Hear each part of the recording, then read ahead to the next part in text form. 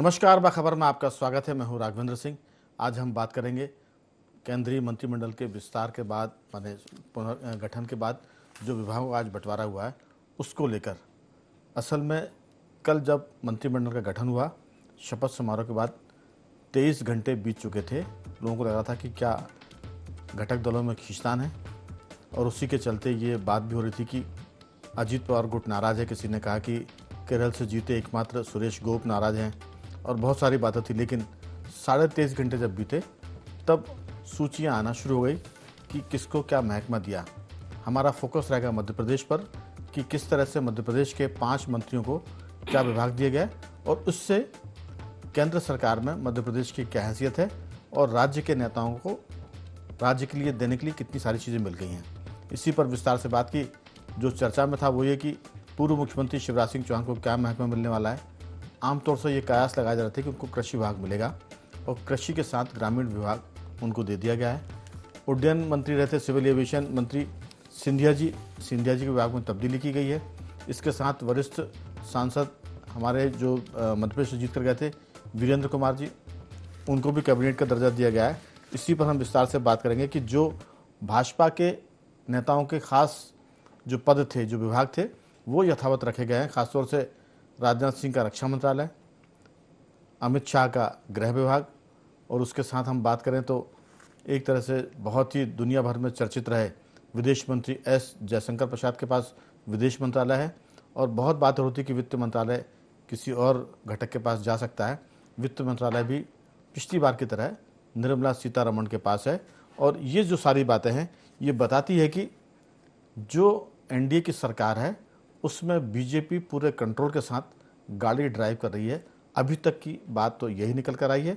और ख़ास तौर से शिवराज सिंह चौहान का जो कृषि विभाग दिया गया है और ग्रामीण विकास दिया गया है, उससे मध्य प्रदेश के साथ साथ कृषि महकमे को भी लाभ होने की संभावना दिखती, क्योंकि खुद शिवराज सिंह चौहान किसान हैं, और मध्य प्रदेश में जो किसानों के लिए उन्होंने किया है वो एक तरह से देश में अपने आप में सराहनीय है और प्रशंसनीय है। क्योंकि जब वो सरकार में आए थे, मुख्यमंत्री का पद ग्रहण किया था, तब उन्होंने सबसे पहले शुरुआत की थी कि जो किसानों को प्राकृतिक हानि होती है ओलावृष्टि से, अतिवृष्टि से, उसमें उन्होंने मुआवजा राशि के मामले में बड़े पैमाने पर बदलाव किया था, जिससे किसानों के बीच में उनकी पैठ बढ़ी थी। तो आज इसी पर विस्तार से बात की। आखिर मोदी मंत्रिमंडल का ये तीसरी सरकार है वो किस तरफ जा रही है, क्योंकि इस बार थोड़ा सा मामला अजीब है। अजीब इसलिए क्योंकि 240 सीटें हैं भाजपा के पास, 272 का बहुमत नहीं है। ये 240 सीटों के साथ बीजेपी गठबंधन की सरकार को किस दिशा में ले जाएगी। गठबंधन के घटक दल, हालांकि वो तो खुद ही तय करेंगे, हम सिर्फ अनुमान और अटकलें लगा सकते हैं कि आज के हिसाब से किस ढंग से नरेंद्र मोदी सरकार को चलाएंगे और घटक दल कैसा रिएक्ट करेंगे। हमारे साथ जुड़ गए इस पर चर्चा के लिए मध्य प्रदेश के वरिष्ठ पत्रकार सुरेश शर्मा जी स्काइप पर हैं। सुरेश जी, आपका बहुत बहुत स्वागत है। स्टूडियो में हमारे साथ हैं हमारे वरिष्ठ पत्रकार साथी योगेश जी, आपका भी बहुत बहुत स्वागत है। और सामाजिक सरोकार से जुड़े हमारे साथी कमल राठी जी हैं। आप सभी का बहुत बहुत स्वागत है। चर्चा की शुरुआत सुरेश शर्मा जी आपके साथ करना चाह रहे हैं कि ये जो सारा मामला है उसे आप किस ढंग से देख रहे हैं, क्योंकि बहुत सारी बातें अभी हुई हैं और आने वाले दिनों में बहुत सारी बातें होने वाली भी है कि घटक दल में झगड़े हो रहे हैं, हो सकता है कि असंतोष भी हो, असहमतियाँ भी हो, लेकिन नरेंद्र मोदी किस ढंग से इस टीम को चलाएंगे, क्योंकि उनकी जो 2 बार की आदत है वो एक तरह से निर्देश देने की है। अब उनको सलाह लेकर भी काम करना पड़ेगा, और सहमति असहमति के बीच में मध्य मार्ग भी निकालना पड़ सकता है। लोकसभा का अध्यक्ष कौन बनेगा, उपाध्यक्ष कौन बनेंगे, फिर नायडू के जो गठबंधन के लोग हैं वो क्या चाहते हैं, नीतीश कुमार के लोग क्या चाहते हैं। हालांकि नीतीश कुमार जी ने तो जिस दिन नेता चुने जा रहे थे नरेंद्र मोदी, उस दिन काफ़ी कुछ साफ कर दिया था, लेकिन नायडू जी के बारे में कुछ अभी सुनने को नहीं आ रहा है। आपकी राय, मध्य प्रदेश में शिवराज सिंह चौहान को जो महकमा मिला है, जो सिंधिया जी को महकमा मिला है, वीरेंद्र कुमार जी को जो विभाग मिले हैं, और सावित्री जी को, और साथ में जो बैतूल के सांसद हैं उनको, आपकी राय? देखिए राघवेंद्र जी, सबसे पहली बात तो ये है कि मध्य प्रदेश को विभाग अच्छे मिले हैं। शिवराज जी को तो खास तौर से अच्छे मिले हैं जो उनकी पसंद के थे। क्योंकि जैसा कि आपने उल्लेखित किया है, मैं इस बात से पूर्णतया सहमत व्यक्त करता हूं कि जब वो पहली बार मुख्यमंत्री बने तो उन्होंने राजस्व पुस्तिका में इतना संशोधन कर दिया जिसको किसी ने उठा के नहीं देखा था। जी। यानी मुझे लगता है जब से वो राजस्व पुस्तिका बनी थी कि दिग्विजय सिंह जी ने एक बार उसमें छोटा सा संशोधन किया था, बाद में शिवराज जी ने तो मुआवजे के लिए सारी की सारी जो जरूरतें हो सकती हैं किसान की उसको पूरा किया। इसलिए ये माना जा सकता है कि कृषि क्षेत्र में उनका जो रुझान है वो प्रारंभिक समय से है। उसके बाद जिस प्रकार का जीरो ब्याज पर ऋण देने की बात हो, या कृषि को उत्पादन को खरीदने के लिए लिबर्टी देना हो, या कृषि कर्मण अवार्ड लेने की बात हो, तो शिवराज जी का कृषि के क्षेत्र में बढ़ा। मैं आज एक चैनल पर और भी बोल रहा था तो उसमें मैंने एक बात का उल्लेख किया था, मुझे लगता है वो यहाँ भी प्रासंगिक है कह देना। और वो ये है कि जो किसान आंदोलन है, वो किसान आंदोलन मुझे लगता है कि आपसी जो अंडरस्टैंडिंग है उसका अभाव है। क्योंकि जो भी कृषि मंत्री रहे हैं वो किसानों को या तो अपनी बात समझा नहीं पाए, या किसान उन पर भरोसा करके बात समझ नहीं पाए, या किसान भी अपनी बात नहीं कर पाए। तो मुझे लगता है कि शिवराज सिंह चौहान जी ने जो दो घटनाक्रम उल्लेखित किए थे, पहला ये कि जब पेटलावद में जो हुआ विस्फोट हुआ था तो सब लोगों ने कहा कि नहीं, सुरक्षा की दृष्टि से उन्हें नहीं जाना चाहिए। तो उन्होंने कहा कि नहीं, सुरक्षा क्या चीज होती है, जिनकी यहाँ गमी हुई है मैं उनसे मिलना चाहता हूँ। वो वहां जाकर के बैठे, आप सब ने हमने कवर किया था कि थोड़ी देर की नाराजगी के बाद वातावरण शांत हो गया था। इसी प्रकार टीपीएस की बस का एक्सीडेंट हुआ था, दो तीन बच्चों की, चार पांच बच्चों की शायद उस समय मृत्यु का संदेश था। शिवराज जी किसी के घर गए जिनके यहाँ बच्चे का निधन हुआ था, उस महिला ने जो व्यवहार किया था वो किसी भी व्यक्ति के लिए जो है स्वीकार्य नहीं था। लेकिन शिवराज जी ने जो बड़प्पन दिखाया, उन्होंने कहा कि बहन मैं तेरी पीड़ा को समझता हूँ, तेरा नोनियाल गया है तो तू ऐसे ही रिएक्ट करेगी, ये मेरे को मालूम था, फिर भी मैं तेरे से मिलने आया क्योंकि मैं तेरी पीड़ा बांटना चाहता हूँ। मुझे लगता है ये दो बातें ऐसा संदेश दे रही हैं कि जो किसान आंदोलन और राजनीतिक कारणों से जो आंदोलन चल रहे हैं वो भी, और जो किसानों की समस्या वाला आंदोलन है वो भी, उनके अंदर शिवराज जी समन्वय बैठाने इसमें में, साथ सुरेश जी, बैठकर बात करने में। सुरेश जी, इसमें मैं एक चीज़ जोड़ना चाहता हूँ। हम जी सबको याद होगा, हम संवेदनशीलता की बात कर रहे हैं राजनेताओं में, जब एक बार बहुत बारिश हुई थी, अति वर्षा हुई थी और ओले भी पड़े थे, और शिवराज जी विदेश यात्रा से लौटे थे भोपाल, और जिस दिन वो लौटे थे उसी दिन बहुत ज़बरदस्त बारिश हुई थी। तो 5-7 दिन की यात्रा से लौटे थे विदेश की, एयरपोर्ट से वो सीधे घर जाने के बजाय खेतों में गए थे, और उन्होंने जो किसान दुखी थे उनके साथ खेत में बैठकर फसलों के बीच में कहा था कि ये ओले आपकी फसलों पर नहीं गिरे हैं, ये ओले मुख्यमंत्री शिवराज सिंह चौहान की छाती पर गिरे हैं, और चिंता मत करिए, सरकार आपके साथ है। और वहीं से उन्होंने निर्देश दिए थे कि किस तरह से इनको मुआवजा दिया जाना, मदद दी जानी है, और फौरी तौर पर क्या उनको राहत दे सकते हैं। ये भी इसमें एक सबसे खास बात ये कि उनके इन निर्देशों के बाद एक जिले के कलेक्टर ने जो नियम बनाए थे, उस नियम के मुताबिक तो एक भी गांव का आदमी उनकी मुआवजा राशि के नियम में नहीं आ रहा था।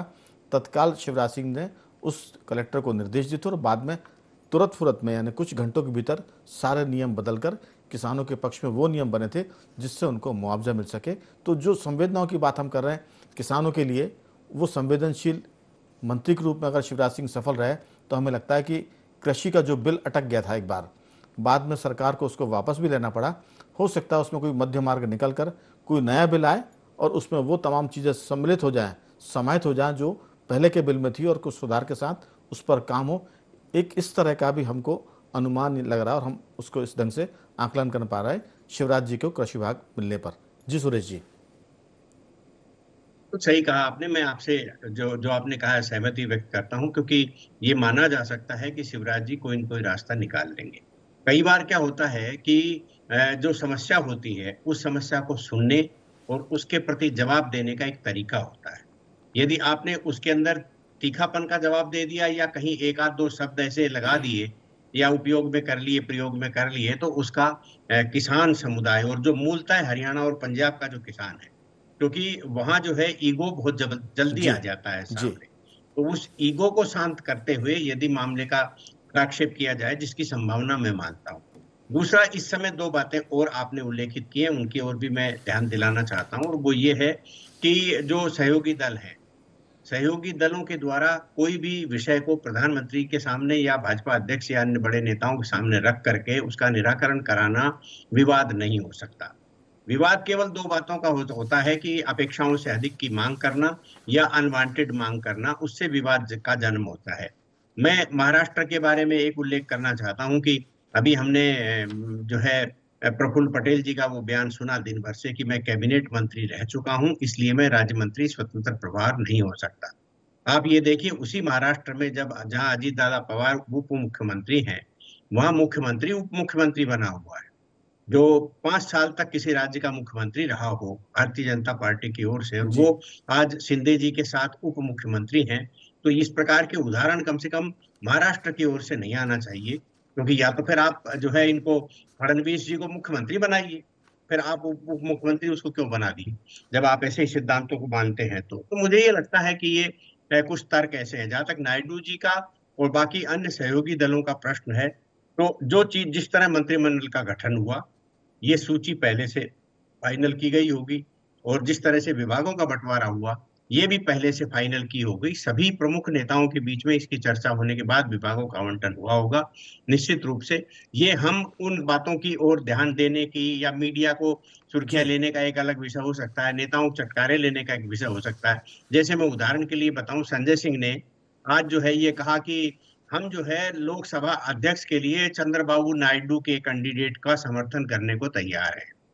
अब ये समझने वाली बात है कि चंद्रबाबू नायडू के भाषण को प्रधानमंत्री जी को समर्थन देते हुए यदि हमने सुन लिया होता, तो ये झूठों की पार्टी, झूठों की मैं नहीं बोल रहा हूँ, उनने बोला है, सुप्रीम कोर्ट ने भी काफी बड़ी फटकार लगाई है कि आप इस तरह की बातें इसमें समाहित क्यों कर रहे हैं।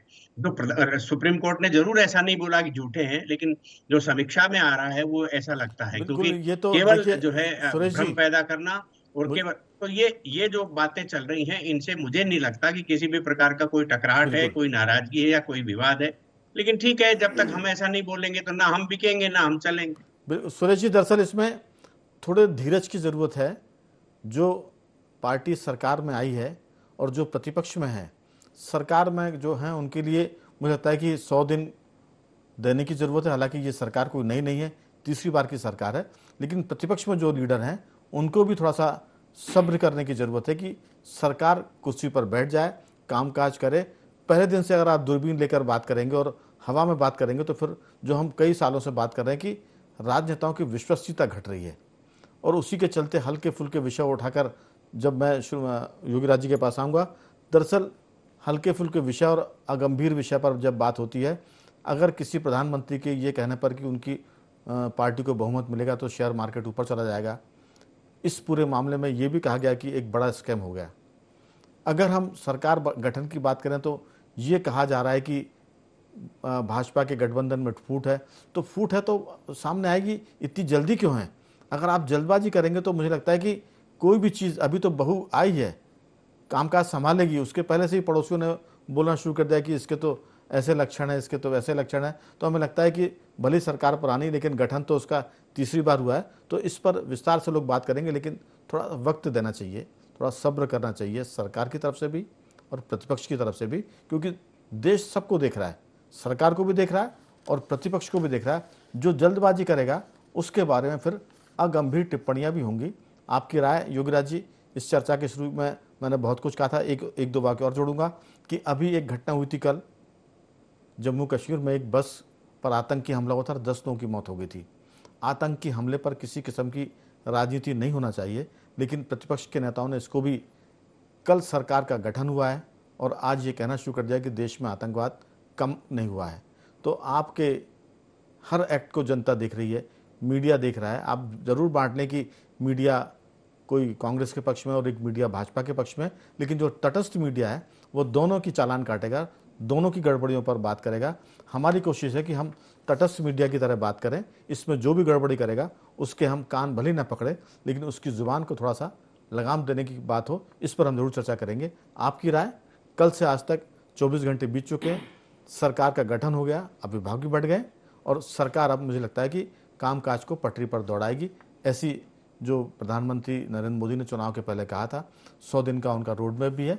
देखते हैं वो क्या करते हैं। अच्छा होगा तो तालियां मिलेगी और ख़राब हुआ तो जाहिर है कि फिर लोग गालियां भी देंगे। आपकी राय?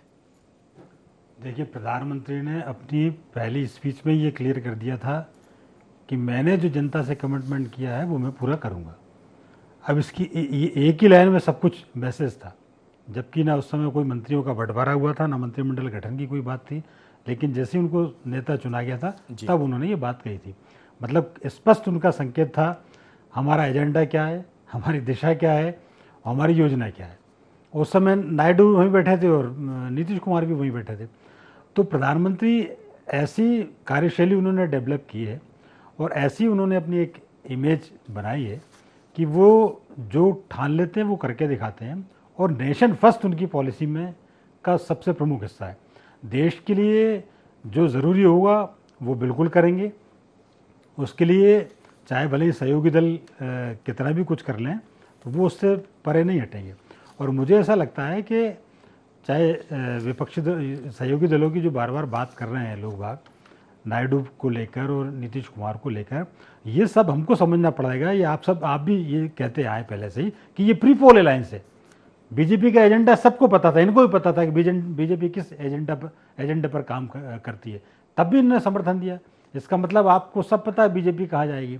और दूसरा, कोई बीजेपी या मोदी कोई देश विरोधी काम करने थोड़े जा रहे हैं, वो तो वही चीज़ों पे आगे ले जा रहा है जिससे देश की तरक्की हो। आज भी वो कह रहे हैं कि मैं सबसे पहली प्रायोरिटी, आज जो उन्होंने जो मीटिंग की कि 3 करोड़ मुझे घर देने, तो जो उनकी प्रायोरिटी पहले दिन से समझ में आती है कि वो कहाँ जा रहे हैं। मुझे 3 नंबर की अर्थव्यवस्था बनाना है देश को। अब इसमें किसको क्या तकलीफ होगी? क्या जेडीयू मना करेगा इसमें, या चंद्रबाबू नायडू को कोई तकलीफ होगी? तो ये जो अनर्गल बातें विपक्ष की तरफ से कही जा रही हैं, और शुरू दिन से ये एजेंडा, पहले तो ये है कि उन्होंने कहा साहब वो मोदी को हमने हरा दिया। हो सकता है कि विपक्षी तरफ से ये अनर्गल ना हो, लेकिन जो पार्टी सरकार में आई है उसको कुछ दिन तो देने चाहिए। अनर्गल तब लोग मान लेंगे कि जब आप उनको वक्त ही नहीं देंगे, और वक्त देने के पहले अगर आप टीका टिप्पणी शुरू कर देंगे तो लोग कहेंगे कि बहुत जल्दी में है, और इतनी जल्दी में एक वो कई बार जो कहा था राठी जी कि धक्का मुक्की मत करिए, सबको मिलेगा, हड़बड़ी मत करिए। तो सवाल है कि अगर सरकार में कुछ मतभेद होंगे तो निकल कर आएंगे, लेकिन पहले दिन से ही अभी मैंने विदाई हुई है, बहू घर आई है और आपने दूरबीन लेके बोलना शुरू कर दिया, तो ये जो देश है ये सबको देख रहा है। मैंने चर्चा की बीच में ये भी कहा था, मध्य प्रदेश पर हमारा फोकस इसलिए क्योंकि मध्य प्रदेश में रिटर्न गिफ्ट जैसा मिला है। केंद्रीय मंत्री में हमारे शिवराज सिंह चौहान या सिंधिया जी को जो मंत्रालय मिले हैं वो महत्वपूर्ण, और इससे हमें ऐसा लगता है कि देश के साथ साथ मध्य प्रदेश को भी कृषि के मामले में, ग्रामीण विकास के मामले में लाभ मिलेगा, और ये एक तरह से स्टेट के लिए अच्छा संकेत है, शुभ संकेत है। आपकी राय? देखिए, मुझे ऐसा लगता है कि जो माननीय शिवराज जी को कृषि और ग्रामीण विकास पंचायत दिया है, तो पंचायत अभी उनके पास नहीं है। जी, ग्रामीण विकास भी लगभग पंचायत जैसे ही, सब कुछ मिलता जुलता ही विभाग है। जी। तो मुझे लगता है कि जो एमएसपी पे सबसे बड़ी एक डिमांड किसानों की है, तो शिवराज जी उस बात को समझते हैं, चूंकि खुद भी किसान हैं, तो मुझे लगता है उस पर कुछ बहुत अच्छा पॉजिटिव काम होगा। देश का किसान जो कि इकोनॉमी हिंदुस्तान की किसानों से और कृषि से है, तो मुझे लगता है एक बड़ा महत्वपूर्ण और जिम्मेदार विभाग है। दूसरा विभाग जो मिला है सिंधिया जी को, तो टेलीकॉम में इस वक्त सबसे ज़्यादा क्रांति है, तो मुझे लगता है उस क्रांति का भी लाभ पूरे हिंदुस्तान के साथ साथ हमारे प्रदेश को शायद कुछ ज़्यादा मिल जाए। हर जगह जहाँ नेटवर्क अभी भी ना पहुँच पा रहा हो या कहीं बचा हो तो वो भी कंप्लीट हो जाएगा। तो ये तालमेल की बात है, तालमेल में मुझे लगता है काफ़ी अच्छा काम होगा। रही बात जो प्रतिपक्ष की बात हो रही है, तो प्रतिपक्ष पिछले 10 साल में स्थापित रूप से नहीं था, अभी फिर से बना है, तो मुझे लगता है इसलिए थोड़ा उत्साह ज़्यादा होगा। तो आपको वो उत्साह ही प्रकट हो रहा है। बाकी मीडिया, जो मेन स्ट्रीम मीडिया, वो अपनी तरह से बहुत सारी चीज़ों का काम करती है, सुबह से चालू होती है, तो कभी किसी को कभी किसी को कभी किसी को, तो दिन रात कुछ ना कुछ नया उसे भी फिलर देना रहता है, फिलिंग करती है। कई बार वो जो मेन स्ट्रीम मीडिया की हम बात कर रहे हैं, वो कई बार जल्दबाजी में और अपने आप को टीआरपी बढ़ाने के चक्कर में सत्य और असत्य के बीच भेद नहीं कर पाती। जैसे अभी खबर आ गई थी कि वो मतभेद हैं, अजीत पवार की हम बात करें महाराष्ट्र को लेकर, तो उन्होंने जो बात की वो बड़ी लॉजिकल बात है कि हम कैबिनेट मंत्री थे तो स्वतंत्र प्रभार राज्य मंत्री, तो ठीक है, उनका तर्क है ये। अब बीजेपी को ये स्वीकार है कि नहीं है, ये आने वाले दिनों में मालूम चलेगा कि वो इसका क्या रास्ता निकाल रहे हैं। तो साथी दलों ने या किसी की भी राय हो सकती है, लेकिन इसको मतभेद के रूप में अगर बात होती है तो फिर वो मतभेद की भाषा अलग होती है। ये हर पार्टी या गुट समूह के बीच में सहमति और असहमतियों का मामला है, इसमें मतभेद का मामला कम लगता है। एक तो ये है, और सुरेश जी जो जो बात जहाँ कर अटक सकती है कभी, इसकी संभावना हो सकता है कि हो, जिसको हम हवा नहीं देना चाहते, लेकिन लोकसभा अध्यक्ष के मामले में जरूर साथी दल कह सकते हैं कि उनको चाहिए, लेकिन ये वो जमाना नहीं है जब बीजेपी के पास 150 सीट हुआ करती थी और बाकी सहयोगी दल के पास काफ़ी सीटें होती थी। इस बार भाजपा के पास 240 सीटें हैं, तो वो जो ड्राइविंग सीट का तो मामला बीजेपी के पास रहेगा। लोकसभा अध्यक्ष भी भाजपा का होगा, उपाध्यक्ष दूसरे दलों के हो सकते हैं, क्योंकि ये बातें पिछली जो तजुर्बा उसको लेकर कही जा रही हैं कि नायडू का जो पार्टी है वो लोकसभा का अध्यक्ष पद मांगेगी, जैसे पिछली बार सीएम बाल योगी उनकी तरफ से लोकसभा अध्यक्ष हो गए थे और भाजपा को उसको खामियाजा भुगतना पड़ा था। सरकार अटल बिहारी वाजपेयी जी की 1 वोट से गिर गई थी। तो 240 सदस्यों के साथ भाजपा सरकार में है, बाकी दलों का सहयोग है, 32 सीटों की कमी है, उसके चलते वो लोकसभा अध्यक्ष का पद किसी को देगी ऐसी संभावना कम लगती है। यहाँ पर थोड़ी बहुत बात हो सकती है, लेकिन बाकी दलों को भी पता है कि ये हमको नहीं मिलने वाला है। इस पर जरूर बात होगी कि बिहार को विशेष एक तरह का पैकेज मिल जाए, और यही बात नायडू जी अपने राज्य के लिए कर सकते हैं। इस विशेष पैकेज के मसले पर कोई चर्चा होगी तो अलग बात है, बाकी लोकसभा अध्यक्ष, मंत्रालय, कितने मंत्री बनेंगे, इसको लेकर कोई टसल होगी इसकी संभावना कम दिखती है। चर्चा के लिए तो आप कुछ भी कर सकते हैं, उसमें किसी को रोक नहीं है। आपकी राय? ये स्वाभाविक रूप से है। देखिए, जब से राजीव गांधी जी के बाद गठबंधन सरकारों का समय आया है, उस समय कभी भी इतने सदस्यों की संख्या नहीं रही 240 की। आपको याद होगा राघवेंद्र जी, जब राजीव गांधी जी की हत्या के बाद नरसिम्हा राव जी सरकार बना रहे थे मिली जुली, उस समय 244 सदस्य थे। उसके बाद कभी भी 140, 141, 145 की स्थिति रही है। मैंने सारे आंकड़े निकाले, कभी भी इससे ज्यादा नहीं रहे। तो इतने छोटे बहुमत वाली या इतने छोटे सांसदों वाली सरकारें रही हैं, अभी केवल 30-32 का अंतर है, 35 का, जो मुझे लगता है कि ज्यादा से ज्यादा टारगेट 3 महीने का है। 3 महीने में ये संख्या आपको मिल जाएगी और 272 भाजपा के हो जाएंगे। उसके बाद जो है लोकसभा का जो अध्यक्ष होता है वो अनेकों मामलों में निर्णायक होता है। तो इसलिए लोकसभा का अध्यक्ष हमेशा सत्ताधारी दल का ही रहता है। उपाध्यक्ष के रूप में विपक्ष का देने की परंपरा प्रारंभ हुई थी। मुझे लगता है कि वो तेलुगु देशम या जनता दल यूनाइटेड का जो है लोकसभा का उपाध्यक्ष हो सकता है, अध्यक्ष देने की कोई बात नहीं होती। विभागों के बंटवारे के संबंध में मुझे लग रहा है, मैंने जैसा उल्लेख किया कि बहुत ही क्लियर है कि सारे बड़े नेताओं के बीच में बैठ करके समन्वय हुआ है। अमित शाह जी और नड्डा जी के साथ बैठ करके समन्वय हुआ, ये खूब खबरें आई हैं जी। लेकिन ये बात बिल्कुल फैक्ट है कि एक विपक्ष की तरफ भी हमें टिप्पणी करना चाहिए कि आप केवल जो है एक पार्टी है, वो है समाजवादी पार्टी, जिसने अपने आप को बढ़ाया है। और क्यों बढ़ाया है ये समझने की जरूरत है। अभी तक जो तथ्य सामने आए हैं राघवेंद्र जी, वो केवल ये निकल के आए हैं कि जो माई का कॉम्बिनेशन था वो थाई था, मुसलमान और यादव, इन्होंने एक साथ मिलकर के मतदान किया उत्तर प्रदेश में विशिष्ट रूप से। लेकिन आरक्षण और संविधान का जो ये बातें विपक्ष के द्वारा उठाई गई थी, उससे कुछ दलित समाज के लोग गए, जिसके कारण ये एक बड़ा डिफरेंस आया। यदि वहां से 30-32 सीटें आ गई तो 240 में यदि ये जोड़ते हैं तो 272 का से ज्यादा का आंकड़ा आ गया। बिल्कुल, ये तो मुझे लगता है कि समय तय कर देगा।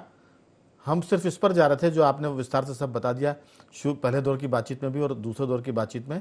अब प्रतिपक्ष को थोड़ा धीरज रखने की जरूरत है और सरकार को जो वादे किए उस पर काम करने की जरूरत है। एक चीज मैं योगीराज जी आपसे पूछूंगा, सुरेश जी 1-2 वाक्यों में कुछ कह रहा था, क्योंकि सिर्फ 1 मिनट का वक्त बचा है। हो गया जी, एक बात जरूर है योगीराज जी की, जो कॉमन सिविल कोड की बात हो रही थी वो चीज अभी निकल कर नहीं आ रही। हालांकि चर्चा में हमने इस पर भी बात कर ली कि जो उनका पहले एजेंडा था, उसी एजेंडे को देखते हुए नायडू जी ने और नीतीश कुमार जी ने गठबंधन बनाया था, इसलिए वो कोई बात भी नई नहीं लगती है। उस पर भी दोनों दलों की सहमति थी, तभी वो गठबंधन में आया। इसलिए इस पर भी कोई शंका को होगी या कोई संदेह पैदा किया जाएगा, वो भी अभी तो निराधार लगता है। ऐसा आपकी राय इस पर? देखिए, मैंने पहले भी कहा है कि जो उनके कोर इश्यूज हैं, मोदी उस पर काम करेंगे और किसी से ना वो दबाव में आएंगे, ना डरने वाले नेता है ना झुकने वाले नेता। ये तो अटल जी की परंपरा के लोग हैं जो जो सरकार कुर्बान कर देते हैं लेकिन झुकते नहीं किसी के आगे। जी। तो मैसेज क्लियर कट है। लेकिन इन सब चीज़ों में एक चीज़ जो मिस हो रही है वो मुझे ये लगता है कि प्रतिपक्ष की भूमिका अपनी जगह है, लेकिन प्रतिपक्ष के कांग्रेस के नेताओं ने बधाई तक नहीं दी प्रधानमंत्री को। चलिए, ये भी देश तो सबको देख रहा है। सुरेश जी, समय नहीं है, आप थोड़ा सा जी बोले बहुत जल्दी से। केवल एक लाइन यूसीसी के बारे में त्यागी जो केसी त्यागी साहब हैं उन्होंने बहुत स्पष्ट कहा है कि इसके बारे में बातचीत कर लीजिए सारे से, हमें इससे असहमति नहीं है। ठीक, राठी जी आपकी राय। देखिए, 2-3 चीज़ें हैं। मुझे लगता है जो लोकसभा स्पीकर का पद है वो निश्चित ही भारतीय जनता पार्टी अपने पास रखेगी, लेकिन वो आंध्रा या तेलंगाना में से ही नियुक्ति होगी। दक्षिण भारत से ही होना है। और चूंकि दक्षिण भारत में आंध्रा और तेलंगाना में भाजपा का प्रदर्शन अच्छा रहा तो मुझे लगता है वहीं जाएगा और किसी महिला को जाएगा। चलिए, ये मुझे ऐसा लगता है। और दूसरा जो आपने कहा कि बाकी सब जो कोर एजेंडा है भाजपा के, तो उसमें मुझे लगता है थोड़ा सा समय लगेगा। बिहार में अभी चुनाव है तो बेसिक बिहार और तेलुगुदेशम पार्टी, इन दोनों का मुख्य एजेंडा है कि हम अपने लिए स्पेशल पैकेज क्या ले लें।